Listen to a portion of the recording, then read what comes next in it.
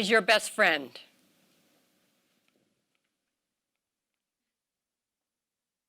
This is my best friend, Bob, my husband, my partner for 41 years. I lost him last August. And to top it off, I had already submitted my resignation to retire at the end of September. So he and I could spend time together and enjoy each other's company. The life that I had planned for us was gone, just like that. The hardest thing was coming home in the evening to an empty house.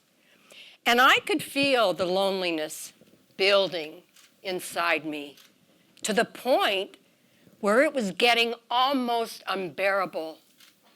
And finally, it did. It was the last Sunday in October, late afternoon. I was working at my desk at home, and all of a sudden, the grief just grabbed me. It was so ferocious. And I have to tell you, all I remember thinking was that I can't go on. I don't want to go on. I was scared. The feelings were so intense. And all I know is that I knew I was not ready, I was not prepared to deal with those kind of feelings. And I just reached for whatever I could find on my desk to distract me. Anything to escape from feeling. The brochure I picked up, it was about a nonprofit organization called With My Own Two Hands, whose mission is to provide sustainable solutions for projects in Africa that benefit orphaned and disadvantaged children in need. So I read the brochure, went out to the website, and before I knew it, I had signed up as a volunteer for a 2-week trip in January to Kenya. Oh. I have not been out of the country for over 45 years. I don't even like to travel. And I can guarantee you Kenya was not on my bucket list. Oh my gosh, the immunizations I would have to get, a passport, the Ebola threat. Oh my! Now, this isn't the first jam that I've gotten myself into.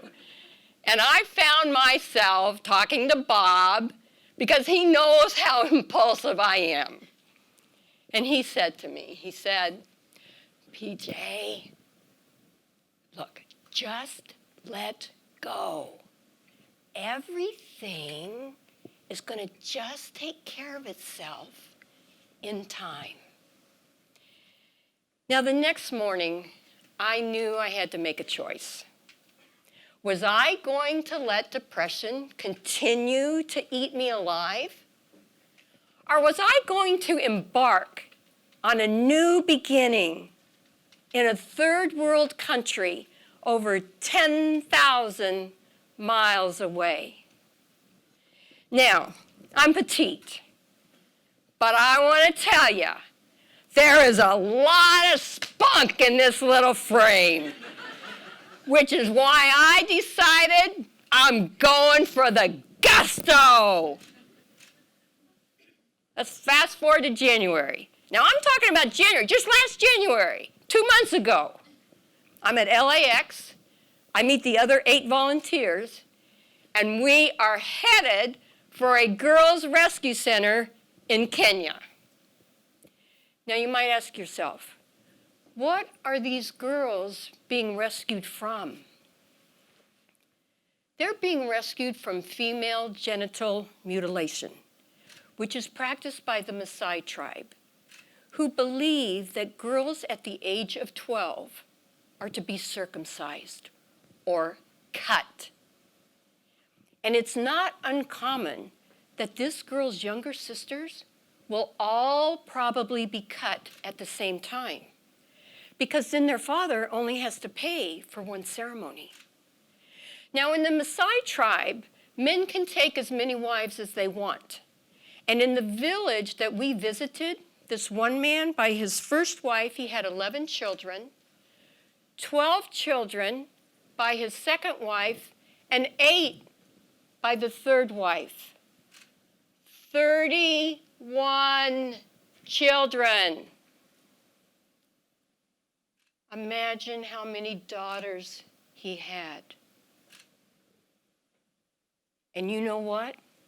Most likely, the same knife would be used to cut every one of those girls. I read a quote from a surgeon of the Maasai tribe, and he said, "Cutting girls is something our people have done for hundreds of years. No one is going to convince us it is wrong. Yes, female genital mutilation is horrific. But girls are being rescued. And when those girls are rescued, they are given hope because they have a new beginning, a new life. That's what we need to hold on to. That's the miracle to share. And what a miracle! Girls are being rescued. Wow.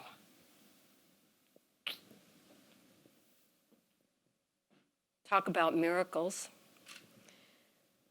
Me and the other 8 volunteers, we have arrived in Nairobi.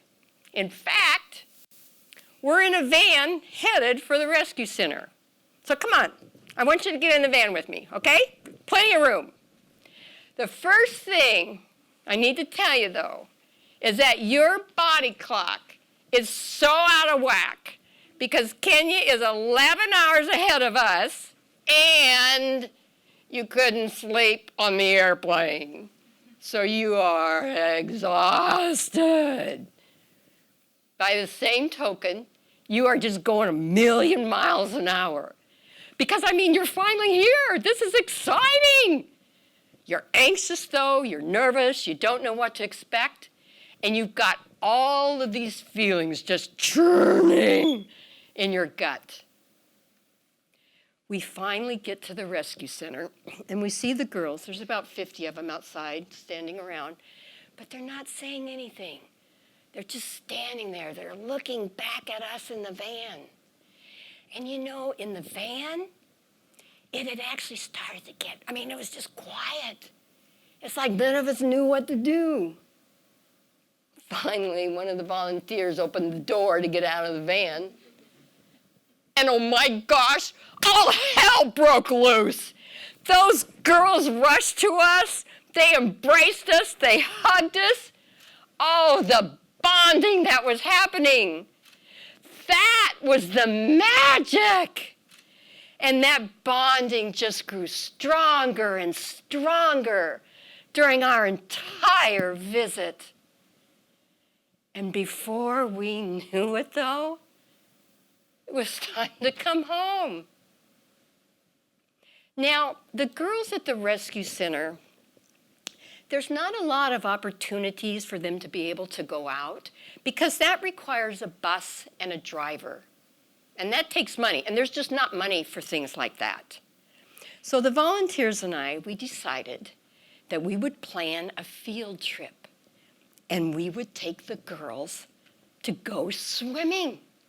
Oh my gosh, when they found out, I have to tell you, all hell broke loose a second time.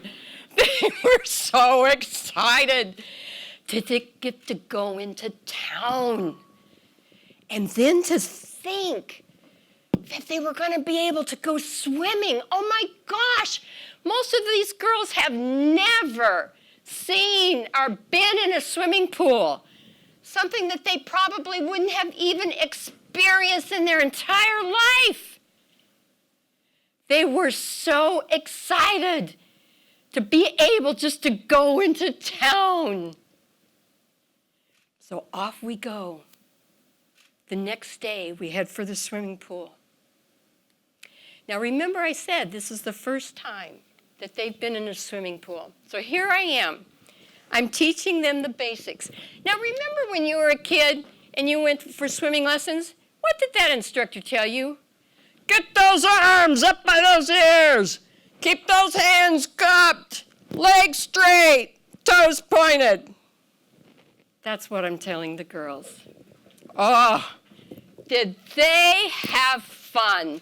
And I can tell you that was just such a great day. They could have just been beamed back to the rescue center. I'm going back in December for a month on my own.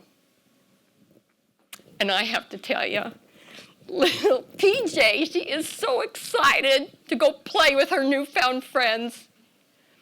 And I promised her today that I would show you the bracelets that the girls made her, because she just loves them so much. She wears them every day. So I have a question for you. Do you have your life all planned out, but it's on hold until you retire? Here's 3 lessons I learned. First, I became aware of the fantastic benefit that Capital Group's charitable giving program is. Go explore that portal. There are so many different ways for us to touch lives. Second, volunteering has no age limits. I mean, I'm a senior citizen and I am going strong. Don't wait to make a difference in your community or wherever you're guided. Start living now. But I warn you, be prepared, because your world will explode. And the third lesson, the magic I experienced breathed new life into me. Oh, yes, that loneliness is still there. I miss Bob dearly. But I have so much joy to share with him now. Oh, and he's having a blast getting to know the girls. And he just is so happy when he sees how much happiness they bring into my life. Do I look happy? You better believe that I'm happy.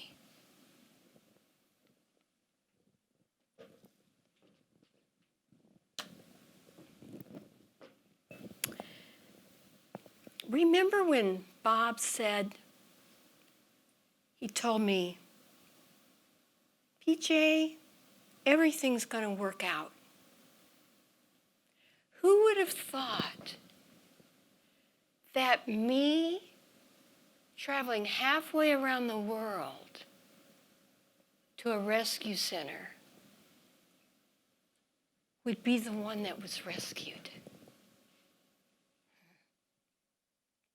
How wise Bob is. I have 2 quotes I want to share with you. The meaning of life is to find your gift. The purpose of life is to give it away. I found my gift at the rescue center. Finding my gift and giving it away has made me vitally alive in the core of my very beingness. And the second quote. Everyone says that love hurts, but that's not true. Loneliness hurts. Rejection hurts. Losing someone hurts. Everyone gets these confused with love. But in reality, love is the only thing in this world that covers up all the pain and makes someone feel worthy and wonderful again, deep in their own beingness.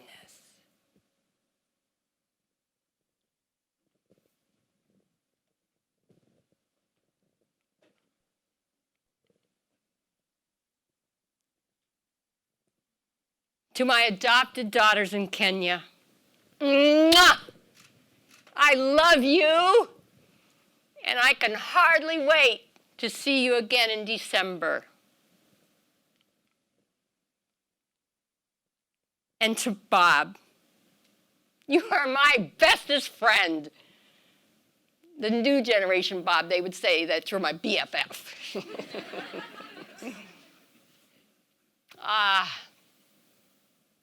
I am so grateful that you're my forever partner as we continue on this remarkable journey that we're taking together. How lucky I am. Well, tell ya, as usual, I gotta get back to work. But I'll talk to you tonight, okay? I love you. Bye-bye.